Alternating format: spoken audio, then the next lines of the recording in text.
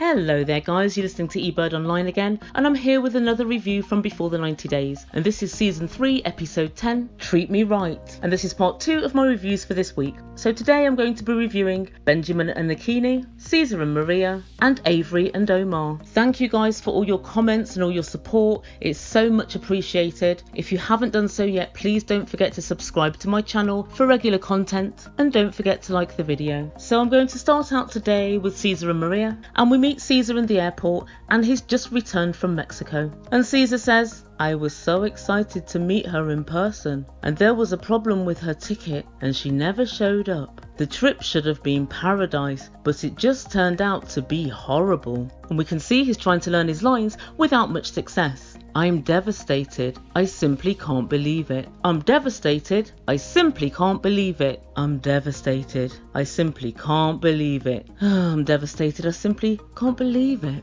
Oh, which one to use? What shall I do? Gosh, decisions. And then he tells us, "I'm a mess." Yes, Caesar, you really are. And your storyline's pretty messy too. However, Maria is not a mess, and that's where your problems begin. If you're a mess, and you know you're a mess, you don't attempt to send money to or date someone like Maria. So at the airport, his friend Yana picked him up, and she asked him, "How did it go? How was it?" And he said, "It was fun, but it was horrible at the same time." Caesar, where was the fun? I didn't see any fun. I just saw your miserable face, looking at edible panties and rose petals. Let's survey this holiday. You went out to Mexico. You were texting and calling Maria, and she was blanking you. You then went for a swim in the pool. You met a family of people who all laughed at you and told you were being catfished. Your luggage was lost, including the ring you had in the suitcase that was for Maria. When you finally got hold of Maria, she informed you she was not going to be coming, and in fact she dumped you. You were then forced by evil staff at the hotel into paying for and eating alone a meal for two, all by yourself. So I ask you again, Caesar, where was the fun? If you're going to do scripted storylines, make the script make sense, please. Please just do that for me. Make it make sense. And he told Yana he had rose petals and chocolate candies. The strange thing he didn't mention was the chocolate underwear and the gummy underwear. I wonder why not. And then he tells her, "I spent so much time. I invested everything." You spent so much time? That's what you're really worried about when you've given the girl 40 grand and you invested everything? Do you understand what the word investment means? You put something in to get something out. Once you realise it's a bad investment, most people pull out. And he tells Yana that he still wants to speak to Maria, and Yana's not happy at all that he still wants to talk to her. She thinks he's crazy. "Yana, you need to be a better friend because you need to stop your friend Caesar from going to the Ukraine, if in fact he's actually going." And Yana tells us that Caesar doesn't learn lessons, and I find this to be true. His acting gets no better week by week. His scripts get no better week by week, and also, oh my god, the thick little so-and-so put the engagement ring back into the case in the hold again. Really? After them losing it on the way over, you put it back into the hold and not in your hand luggage? Caesar, you're nothing short of shocking. You make Rebecca seem like Stephen Hawking. The only positive part of your whole story that I can ascertain is your friend Jeremy. TLC, can we have more Jeremy please? And that's everything for Caesar. We'll see his sorry ass next week, no doubt. And next up, we come to Avery and Omar. So Avery tells us she's leaving tomorrow, and she's really upset about going home. And she tells Omar, "We have to have so much fun today, okay?" Now there's one thing I have noticed about Omar. Love Omar or hate Omar, there's one thing Omar isn't, and that's fun. The only time I've seen him smile or laugh is when Terry was crying. So I don't fancy your chances, Avery. And Avery tells him, "I love you," and he returns, "I love you too." And Avery tells us as soon as she gets back to the States, she's going to apply for a marriage visa for Omar, and then she's going to Syria. She tells us she loves being in a Muslim country because everybody dresses as a Muslim and she doesn't feel the odd one out. She likes it much better than Columbus, Ohio. And we catch up with them as they're off to the seaside. And she says, "Can we go swimming?" And they both laugh. And the E-Bird takes that as a firm no. Omar asks her, "Can you swim?" And she tells him, "Yeah, I'm a great swimmer." And she asks him, "Do you think we can make it until July?" And she's gripping his hand. And unsurprisingly, his hand is prone and unresponsive. And this is really quite strange actually, because Avery's looking at Omar and she asks him, "Are you going to cry when I leave?" And Omar snaps back, "No, men never cry." Avery inquires, "Does it say that in the Quran?" And he says, no, it's nothing to do with that. Men should be strong and men should never cry. I need to be emotionally stable. And this to me is the first time that Avery started to look at Omar's body language and Omar's behaviour and actions, and I can tell a little bit of doubt is setting in. And so they go to a restaurant and Avery says, it's our last meal together. And Omar says, not very much. And Avery looks on the menu and says, oh, you eat lamb tongue? And Omar says, yeah, we do.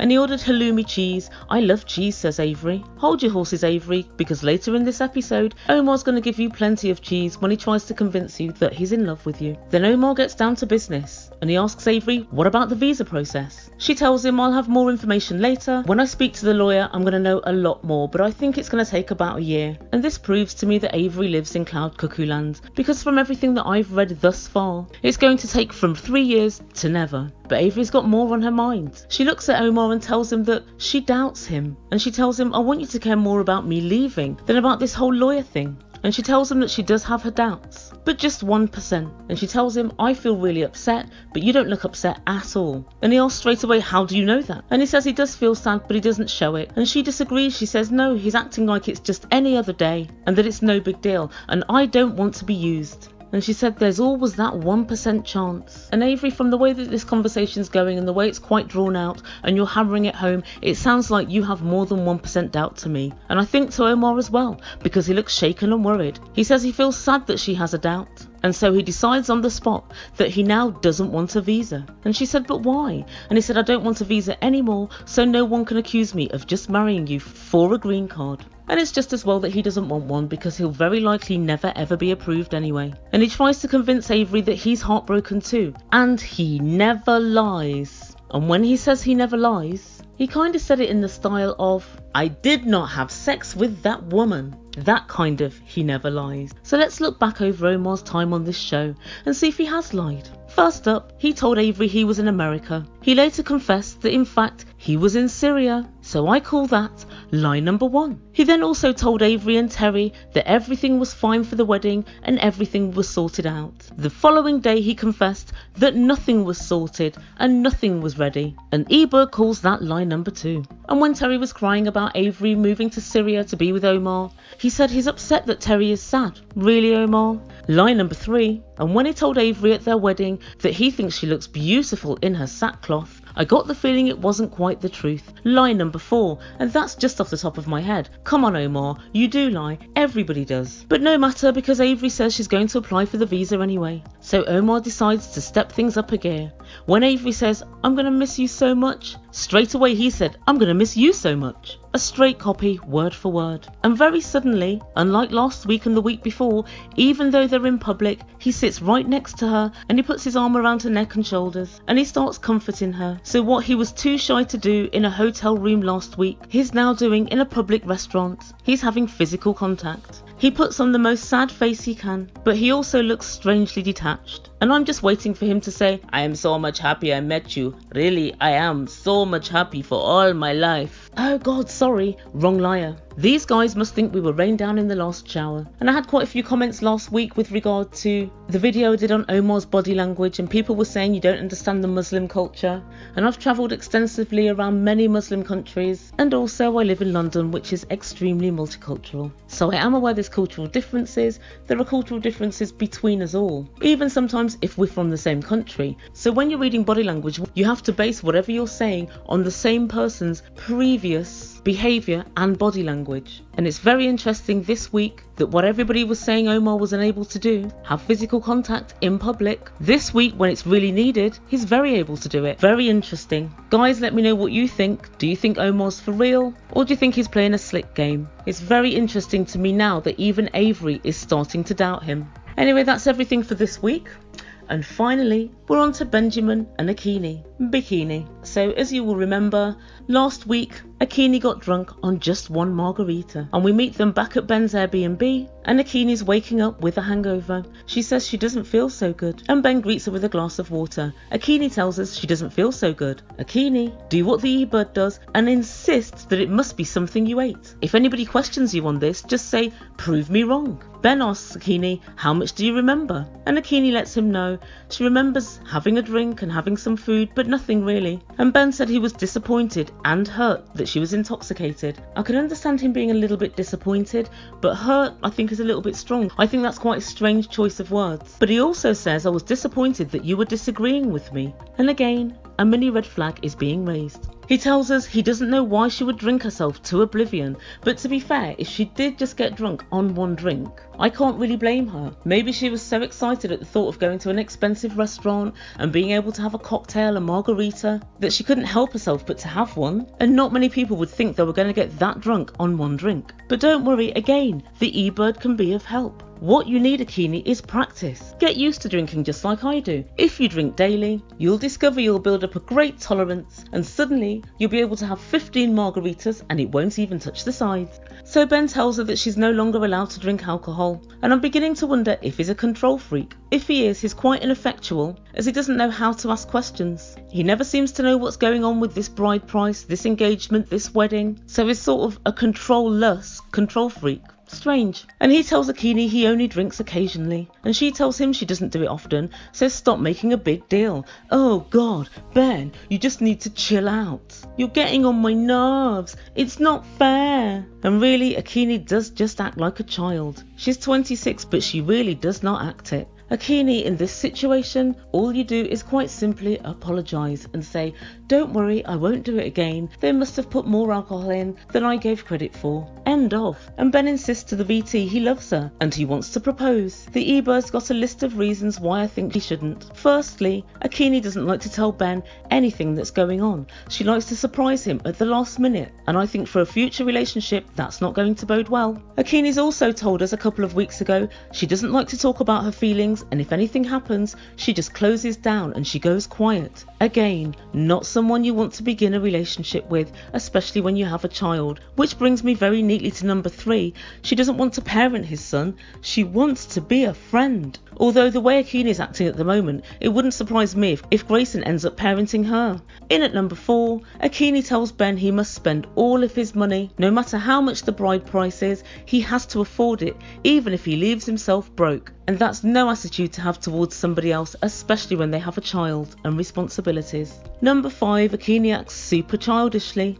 And number 6, Akinyi really doesn't seem like she's ever got Ben's back. She always seems as if she's backing up her brother or her family, or just anyone else bar Ben. I don't know, but something tells me she's not that loyal.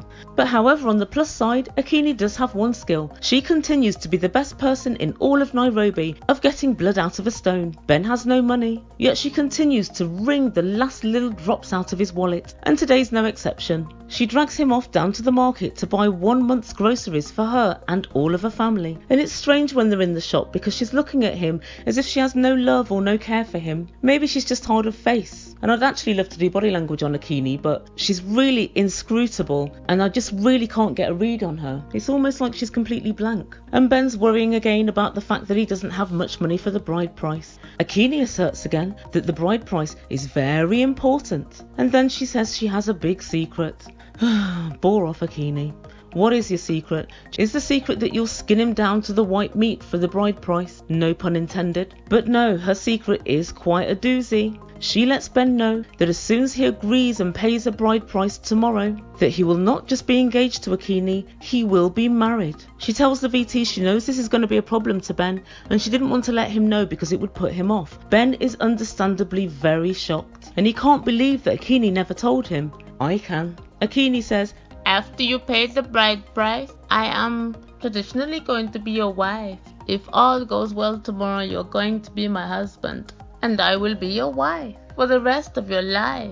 And as Akinyi is dropping this information to Ben, she sounds like one of the elders, one of the coffin dodgers, from her father's church. Ben tells us he has 2 choices, either don't turn up or get married. Ben, don't worry, I've thought of a third option. You can create a market-style sale. Go to Baba Akinyi and put forth your own prices. Baba Akinyi, I'm not going to pay £500, I wouldn't insult you. I'm not even going to give you £1,000. I will give you, and I tell you what, I'm a fool to myself. I'll give you $1,500 and I'll chuck in a goat for good measure. Now you can't say fairer than that. I reckon that might just put them off. Failing that, just don't pay whatever the bride price is. If they come in at $50, just cut them down to $25, and I reckon you'll be out of it no problem. So later on we see Ben speaking with his friend in the US, and he wants to get some advice. Desiree, his friend, asks him how things are going. He tells them that they've managed to get a connection and a bond. I think Akinyi's got a connection to your money and to your wallet. I haven't seen much else. But when he tells Desiree that they'll be married the next day, his voice breaks and he sounds genuinely upset. And Desiree asks, why wouldn't she tell you that? And I had thought in the first instance that maybe she didn't know, that he didn't realise. But what she said a few moments ago tells us that she knew and she purposefully kept it from him. He tells Desiree if he postpones going to the bride price tomorrow, he would dishonour her and her family. Don't worry, Ben. Akinyi's family's conduct in the last 2 weeks has done this quite well already. And Desiree says exactly what I'm thinking. Ben should think about his child, Grayson. Akinyi has to live under the same roof as them, and they need to check that everything's going to be okay before they make this momentous step of getting married. Ben said he respects the different traditions and he knows there's a different culture in Kenya, but this is just a shock to him. But I'm just glad to see that Grayson is his first priority, and he says, I prioritise Grayson even in front of myself. But then he tells us he has 14 hours to decide what to do and the clock is ticking. Well, well, well, what do we think? I personally think that because it's such a big issue and because Akinyi has kept yet another thing from Ben, I think at this point he just has to pull out. She's not to be trusted and she's just too tricksy. I just don't think it's worth it. Please let me know what you think in the comments, and also let me know what you think with regard to Avery and Omar. Do we think that Avery's been watching my body language video of last week? I think perhaps she has. That's everything from me. I will see you soon with another video. Please don't forget to subscribe to my channel and don't forget to press the like button. You've been listening to Ebird Online. Ciao for now.